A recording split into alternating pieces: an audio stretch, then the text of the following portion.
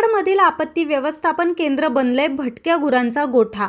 पंचायत समिती मोजते अखेरचा घटका. तालुक्यातील प्रशासनाचा केंद्रबिंदू आणि नैसर्गिक आपत्ती व्यवस्थापन केंद्र असलेल्या तहसीलदार कार्यालयाच्या आवारात म्हणजेच भटक्या गुरांचा गोठा बनला असून पंचायत समितीची इमारत गळती लागल्यामुळे अखेरचा घटका मोजत असल्यानं नागरिकांचं जीवनमान धोक्यात आलं असून कार्यालयाची डागडुजीसाठी खर्च झालेले कोट्यवधी रुपये गेले कुठे, हा संतप्त सवाल उपस्थित केला जातोय.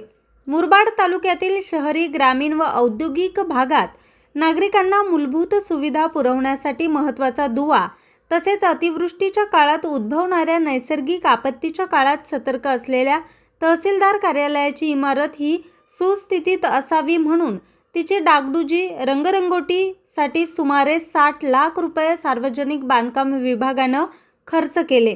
परंतु कार्यालयाच्या पिलरला ठिकठिकाणी तडे गेले आहेत. काही पिलर मधून लोखंड बाहेर पडतंय. राज्याचे मुख्यमंत्री देवेंद्र फडणवीस यांनी या कार्यालयाचे 10 वर्षांपूर्वी उद्घाटन केलं असताना ठेकेदारानं दर्जेदार काम न केल्यानं सार्वजनिक बांधकाम विभाग 2 वर्षांनी डागडुजी करते.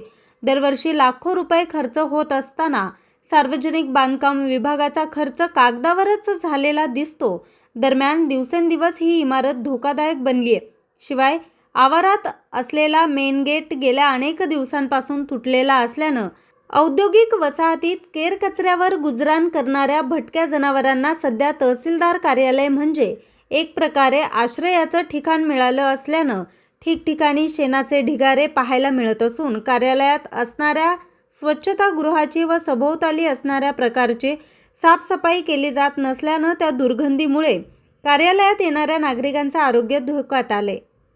कार्यालयाचं मेन गेट तुटलेलं असल्यानं भटकी जनावरे आवारात प्रवेश करतात. गेट दुरुस्ती करण्यासाठी सार्वजनिक बांधकाम विभागाला सांगितलं आहे. न्यूज रिपोर्टर राजेश भांगे, आज 24 तास, ठाणे.